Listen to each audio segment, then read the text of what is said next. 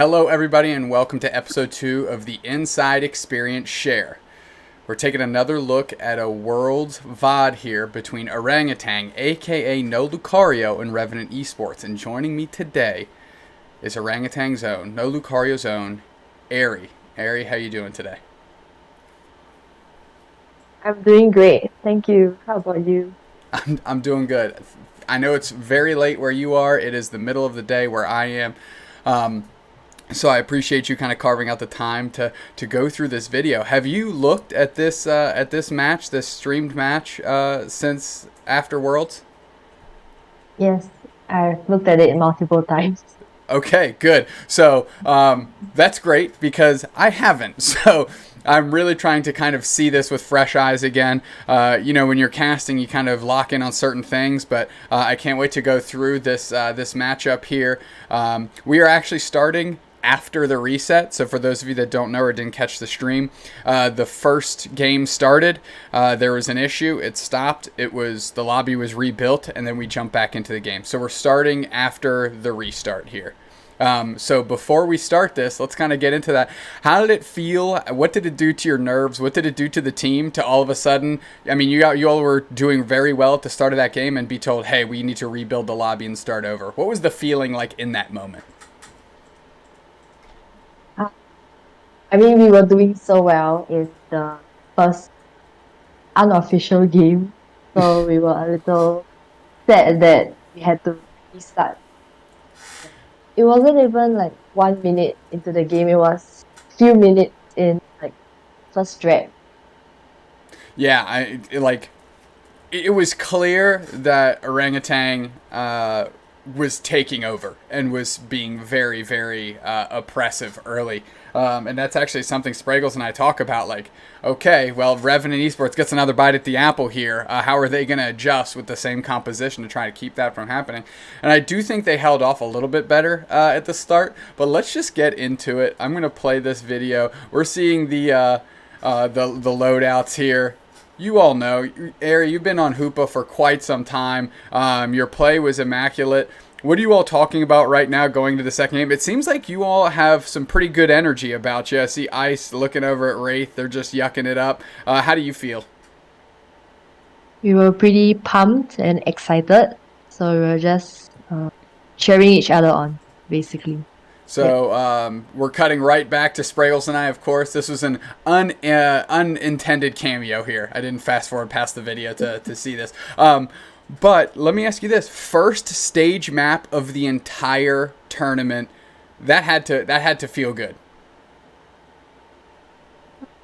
It was nerve-wracking, and we had to wake up really early, so So not only unfortunately.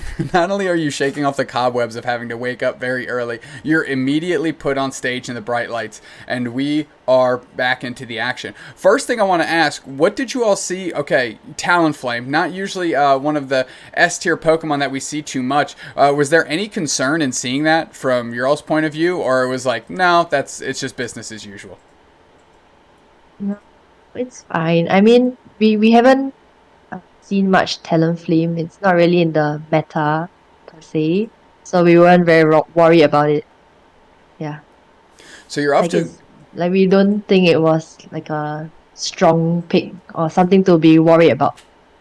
And is that the same feeling you had with Vulpix as well, the Alolan Vulpix, future Alolan Ninetales?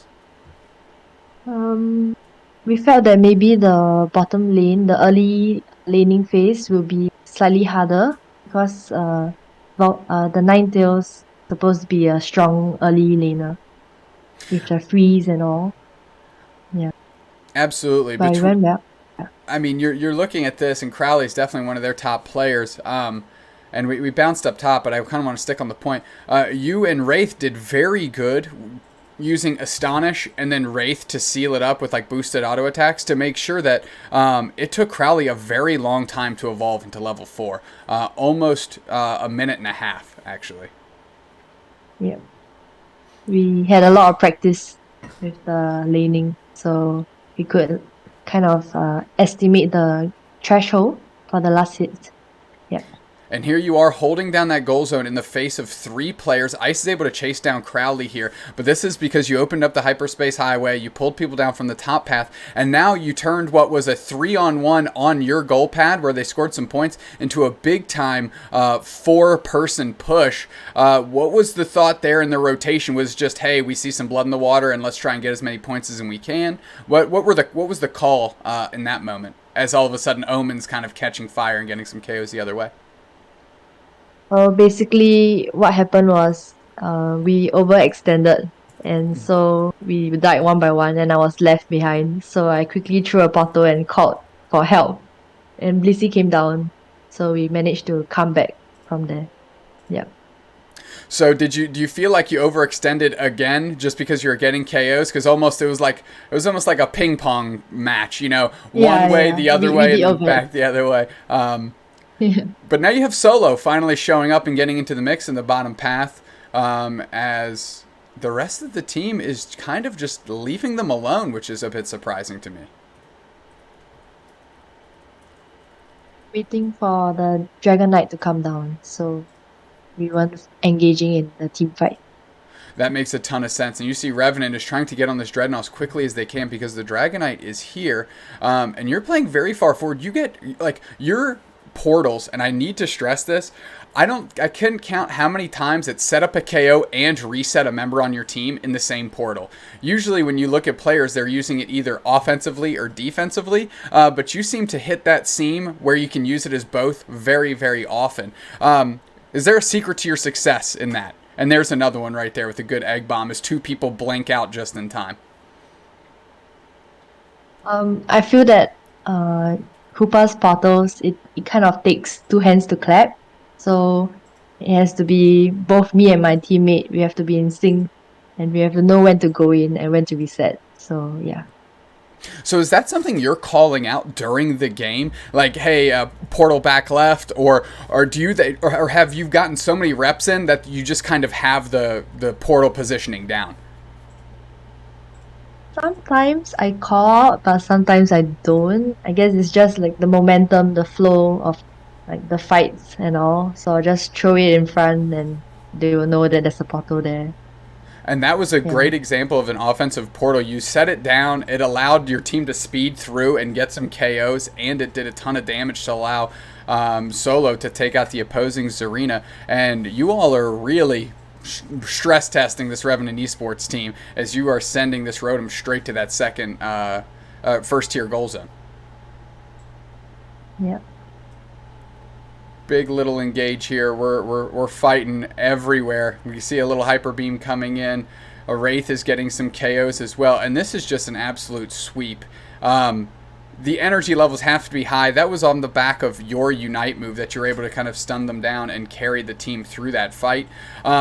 What are you thinking now? You're up by over 200 points. You know that because of the scoreline at the top. But in the game, you just know you have a huge lead. What is going through your all's minds as Orangutan as, hey, how do we close this thing out and stay on top? We try to be there for every objective and just pressure around the map. So as you can see here, I remember this fight was really intense. It was really intense, and you got an insane reset on Solo right there into the middle as the Bliss Assistants came through and getting them straight out of danger, which is amazing. That portal didn't quite do as much work as now you're forced on the retreat here a little bit. But overall, not a horrible exchange as Revenant Esports wasn't able to push any goal zone, and you all are still up pretty much across the board in experience. Yeah. The Cannon Flame did very well. You saw he united 3 of my teammates away from the Dreadnought, and I got it with a lucky Shadow Ball. That was quite interesting. Lucky Shadow Ball or insanely skillful Shadow Ball? I'm going to go insanely skillful, no questions asked. And here you were pushing on the goal zone. You're actually doing work on the top half of the map, maybe protecting that goal zone, getting ready to bring some players up as the next objective, Rotom, is there. And is that something you're looking to portal people up and start? It looks like right on the nose, you get Dragonite up in time to start Rotom, and the rest of Revenant isn't even there. Yeah, I'm usually always looking out for the next objective. So so that I can send my teammates wherever I need them to go. Do you kind of feel like you're the parent in on Orangutan, where you just have to make sure all the kids get to school on time, like make sure they have to get to every objective on time? As KSC takes that Rotom, and poor Nova is just getting shredded here.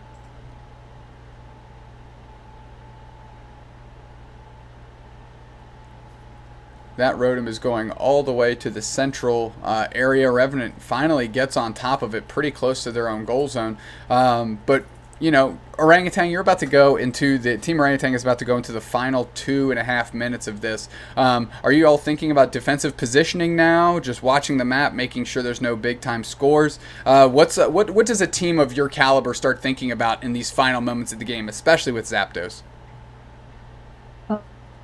Actually, in this game, as you can see, I was at the top path, pathing my way over to the enemy base. So I wanted to do like a unite in their base, Mm-hmm. but I was caught halfway. So I went home and I tried it again. So usually, like before Zep spawns, we try to position early to be in the Zep pit so that the enemy can't flip without us being there. And you are in the back goal zone. It looks like Crowley's staying there, making sure you can't pull the whole team through. But Zapdos is getting ripped. I mean, you actually go back to base here as their Hoopa portals through, and it's actually Wraith that takes it. And you bounced, you portaled out, you portaled back, and then you were Hoopa unbound everybody through. And then, I mean, it is just a nightmare for Revenant Esports. You guys had, at this point, do you feel very comfortable, like, hey, we got this one in the bag? Definitely. Yeah, we did. It was quite a huge score lead. I don't think there was a way we could have lost. Not with 1 minute and 15 seconds. I mean, you guys are up by over 730. That's quite a insurmountable number as we're watching solo here. Now, I know it's 1 minute left in the game. The game is not technically over, but we both agree that the game is over. Is your focus still on this game, or are you kind of like breathing a sigh of relief? Okay, we got the first one out of the way. We're just chilling. We're just chilling and just having fun, I guess. Now we're just playing as per usual. just in casual five stack mode. Just you've got the win. Now you just need to to run out the time. Yeah. And honestly, Aere, I see you. You're padding your stats right now. You're getting those numbers up, getting those assists up. We're farming damage. just to look good when we pop it up on the screen, of course. 17 seconds left in this one. You and Dragonite are actually going back. KST and yourself are going to try and get some more points, and KST is actually going to get another 80 points in here because, of course, they are. Why not? As you get a very humble 20. First game is in the bag of the World Championships for No Lucario, aka Orangutan. Aere, I can't wait till they pull up your numbers as you put a 4-digit amount of energy into the goal zones. Have to feel good about that performance. A little surprise there. The tweet's going out, a little surprise. I think, is that KST? Is that who that was on the corner? Yep, that was him. KST getting a little surprised by the camera. Revenant Esports, they have to go back to the drawing board here as they got mopped up. Big time victory under your 5 players. No Lucario up 1-0. What's going through the comms right now? Actually, we're just chilling and waiting for the next game. Nothing much is going on. Well, I guess with a performance like that, you don't need to change too much. But look at that, 17 assists. And that's, again, you weren't using the portals specifically offensively, but it just seemed every time you were resetting somebody, you were hitting a couple players on the other team, right? Chunking in some damage and getting those resets done. So overall, a phenomenal clinic on how Hoopa needs to be played specifically in this format that we had at Worlds. I'm going to jump forward just a hair to our character selection screen here for Game 2 as that loads up. Hopefully it does in short order. There we go. Crowley switches to Cramorant. Omen's still on Talonflame. Everyone else stays the same. You're seeing that. Is there any considerations as to what's going on here Anything you all need to switch up? I think I saw that, was it Ice that went from Blissey to Yeah, Snorlax? we went to Snorlax, correct. We were just trying something new and thought we could test it out. How did Ice feel on the Snorlax? Let's ask that. Blissey's kind of a known quantity, right? Snorlax at this point in time was a little less popular. Because we mainly practiced with Blissey, so we wanted to give Snorlax a try and see how it fared against Revenant. Well, we get to find out here in short order again. Orangutan and no Lucario on the right hand side here in orange. This time I did think it popped up and said game 1, but this is in fact game 2, as you all have already won one. Ice playing pretty far forward, trying to get all over Nova here. Wraith doing a good job, of course. You are all over Crowley, doing a ton of damage. Zexal coming through, and Wraith might be able to get a KO here. You've said you've watched this game over and over again. What are some thoughts that you had going through in your mind when you're rewatching Game 1 and kind of at the start of Game 2? I would look out for things that we did well and also the mistakes that we made or could have done better. So just analyzing how we played, yeah, overall, like the details of it as well. Because when we were playing it live, we didn't look out. Like there are some things that we may have missed out on. Do you have, not to put you on the spot, off the top of your head, do you have any of those examples or an example of maybe one of those mistakes like, wow, we really could have cleaned that up? I think there were quite a few where I placed the portal, but as I was walking towards it, I died or my teammates died. So it was maybe like a positioning of a portal placement. Yeah, I think I could have done that a lot better. So just in terms of its proximity to your teammates, to get them reset. I gotcha. That makes sense. Revenant Esports comes back through. I mean, good engage by Wraith here, but they're kind of caught on the backside as they're going to go try and get some points. And I guess Omen's kind of running them down. Wraith actually gets a berry too. Good look. This is one of the mistakes. Look at this. That's what I mean. My bad portal placements. Yeah. Let me just go back here. Let's take a look at this again, if you don't mind, just kind of talking us through it here. Yeah. So I was low. I could have placed it towards our side, like the right side, but I chose a bad location, so I died. Gotcha. So instead of putting it where you did, just put it maybe towards your goal zone, and then both you and Ice could have probably made it there, is what you're saying? Maybe. Perhaps. Yeah. Well, KST getting a good amount of points up top as Swifty comes through, and there's nothing they can do to stop Solo. I mean, Solo's already level 7. KST's a Dragonite as well. You have to feel good about the control you have in this game. You yourself are already level 6 and doing great work in the bottom path. And I want to keep reiterating this because a lot of people say, hey, the last 2 minutes are only things that matter in a game of Pokemon Unite. But, Orangutan specifically in this matchup did a good job of getting a lead and holding on to it. What is kind of the recipe to success for that in this, remote stadium map that we had for Worlds? Like for the early laning, or like the first 8 minutes. Yeah. Yep. Exactly right. Ideally, you would want to win your lanes, both top and bot lanes, and also secure every objective. Well, that doesn't get much more straightforward than that. But it's important to do that. Again, good rotations by the team, as it looks like you're going back into the central area there to get yourself a little bit more experience, because I'm assuming you want level 9 for the next Dreadnought. Is that correct? For the Rotom push. For the Rotom push. Okay, so you want your Unite move so you guys can get this thing and then be able to kind of stun them down. We want to push Rotom into their second tier. So Hoopa Unite is a lot of pressure on the enemy's team. So usually when we have a unite, we can push it in basically.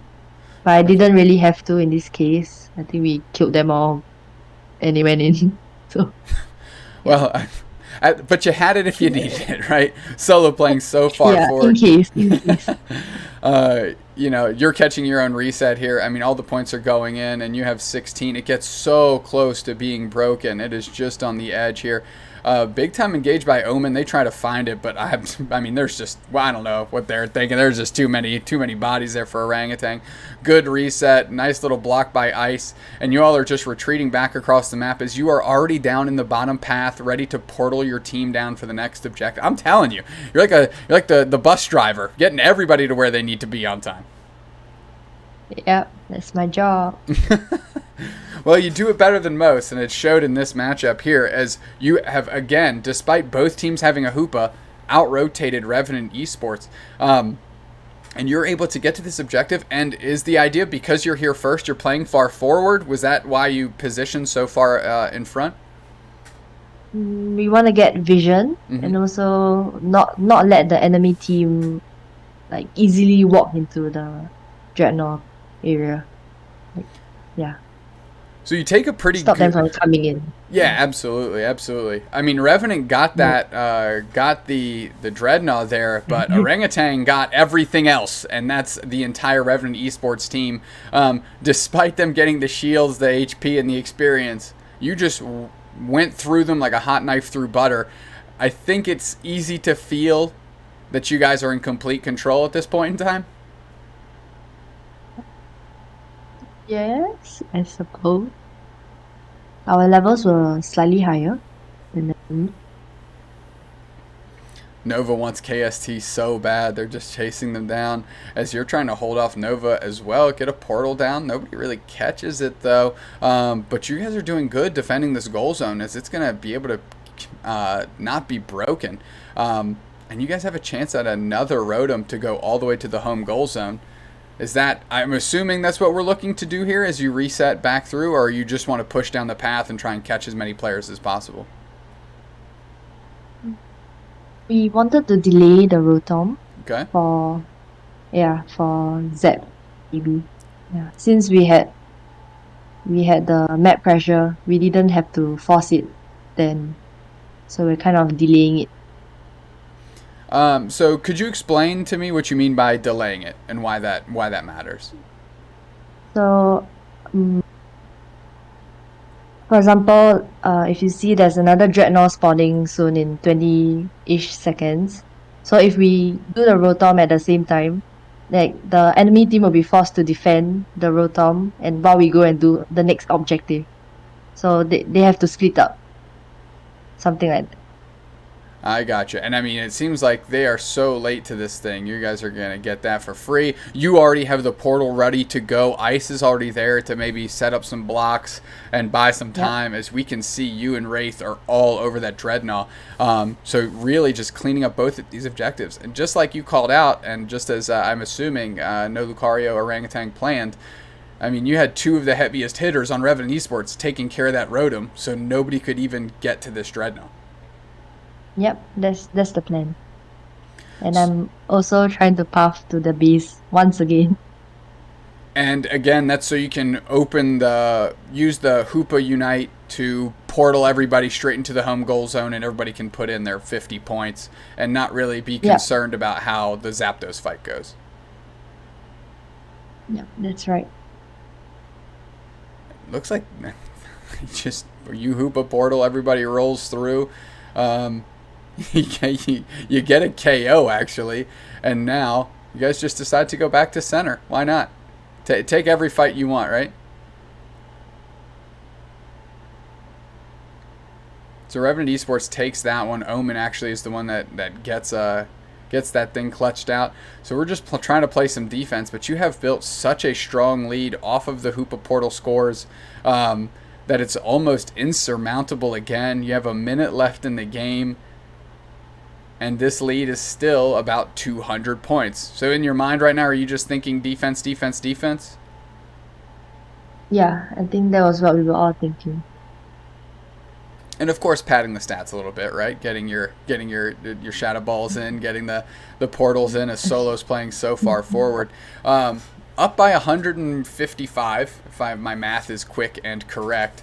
And Solo's relentless, just unwilling to let anybody off the hook. As you are more humbly playing near the base, knowing exactly that the defense is what the team needs here. Final 27 seconds. You feel good about your position. Tell me the feeling that's reverberating through you and maybe the team as you realize, hey, we just won the very first match of Pokemon UNITE at the Pokemon World Championships. I think for this game we were slightly more focused on defending because it wasn't that big of a gap actually as compared to the game one. So So did you yeah. feel like there was less pressure or you felt more comfortable in game 2 versus game 1? Uh, Game two was more even, but yeah, we were pretty happy that we won. What's the chatter going on right here between the teams? Is it just like congratulations, good job, we got the first one out from under us here, or were you guys just like let's just get off this stage, let's get out from under the lights? We congratulated each other, and the admins also told us to get off the stage. So oh, get ready for the next game. Another thing I Yeah. want to highlight here is 21 assists in what you called a closer game. You had to be happy with those numbers. I mean, you absolutely showed out for the team here. I remember being in the booth and seeing 21 and just being like, oh my, like that's insane. Let's go. You were everywhere you needed to be. How did you feel about your performance on stage for at the Pokemon World Championships? Mm. Felt pretty good. Initially I was pretty nervous, but winning the first two games gave us some confidence for the next games to come. So yeah, we felt good. Like there was a momentum. Momentum is an understatement. You won the first game, scoring over 1,000 points. Second game, like I said, you just school bus drivered everybody to class on time. 21 assists. You were everywhere you needed to be, getting everybody to the objectives. The World Championships. How was that experience playing at the Pokemon Unite World Championships? It was uh, how do I explain it? It was really like a once in a lifetime experience.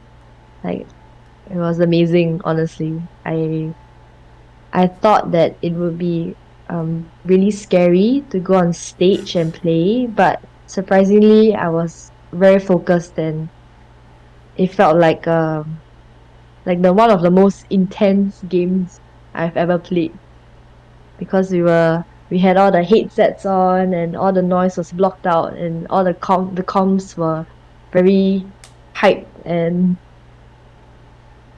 clear. So it was I, pretty w- amazing. I want to say if you think that uh, it was one of the most intense moments or games you've ever played, you certainly rose up to the challenge. You know, we saw it in your support assist numbers: 17 in the first game, 21 in the second, and a big time win for Orangutan straight out of the gates. Um, Let me ask you one more question, Aere. Um, what is the future of No Lucario looking like, or Orangutan looking like? Are you looking to run it back next year? Is the team going to take a break for a bit? Are you already jumping back into practice? What are you all up to? Uh, Honestly speaking, I was I'm not sure if you knew, but I was actually a substitute player. Mm-hmm. So technically I wasn't in the team. I was more like friends with the main team. So just some backstory was that a week before Worlds, we found out that one of the main roster players, which was the jungler Death, he couldn't get his visa in time, and so I had to sub in like the very last minute. And yeah, there was a lot of like role swapping going along, and I'm not really part of the team, I would say. So I'm just gonna go and have fun with Pokemon Unite, and I think they will be continuing this competitive scene. Yeah, Well, I'm not too sure. I think you made a pretty good case for yourself to be on the squad. From an outsider looking in that's not in those conversations, I think you played phenomenally. You really showed out and showed what Hoopa can do and what how like surgically you operated it and how mechanically sound you are at the game. Aere, I'll give you just the floor again to shout out, plug your Twitter, stream, whatever you want to shout out, whatever you want to plug. The floor is yours. Take it away. Okay, I only have Twitter. It's called Aere Unite, and that's about it. Yeah. And follow Aere on Twitter at Aere Unite. Aere, thank you so much for going through this VOD review with me. I had a great time. I hope you can say the same. But on behalf of Aere, I'm doobsnax. This has been the Inside Experience Share, and we will catch you next time. Thank you very much. Thank you.